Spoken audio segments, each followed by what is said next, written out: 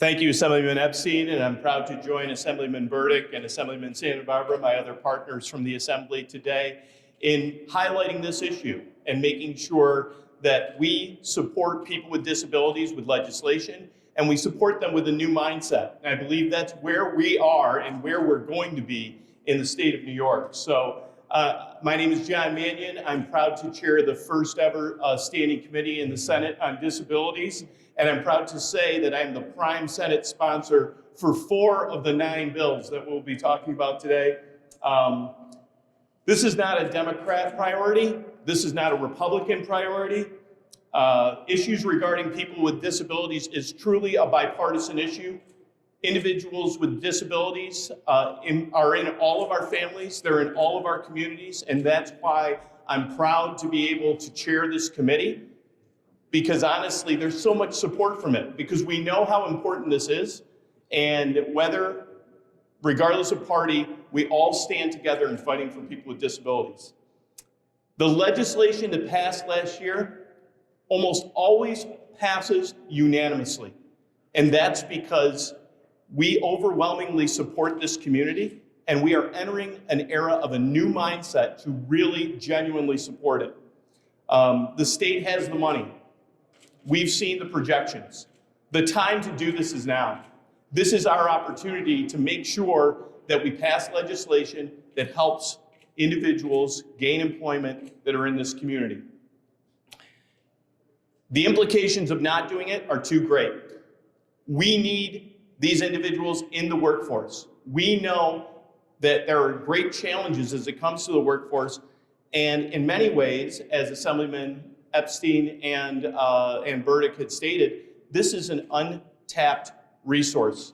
There's a lot of human capital here. We have to get this done. Governor Hochul has indicated in both her State of the State address and her budget proposals that she wants to make historic investments to improve the lives of people with disabilities. We share the same goals. We share the same ideals. And one of those goals must be to unlock all the potential that our family and friends with disabilities have.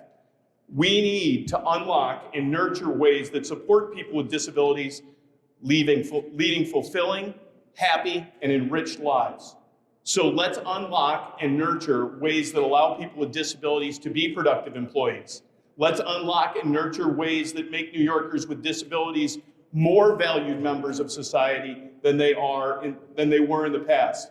And let's remove these barriers to employment and incentivize it at the state level.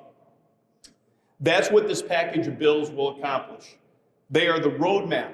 They are the blueprint to how we achieve our collective goals. And to our great New York State employers, many of whom have already seen this community and seen the potential in this community and are already actively pursuing initiatives and incentives to bring individuals with disabilities into the workforce, I urge you to continue that, and I encourage our new partners, hopefully, to tap this resource, and I guarantee you that this will be something that you will not regret.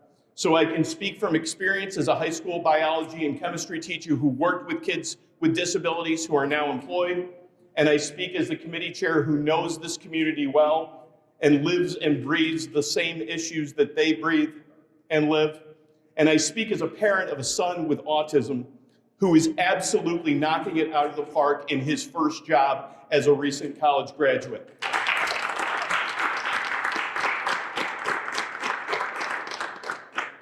There are characteristic traits on his resume that are more than just words on a resume. He is successful because of some of the things that make him wonderful as a person. And those come with being a team player, his trustworthiness, and his commitment to a greater goal. And he will run through walls for a coach or a teacher or an employer because that's just who he is. So it's an honor to stand here with all of you today. We are going to change the mindset in New York State when it comes to people with disabilities, and we are going to do that by changing the laws that exist in this state. Thank you for having me here today.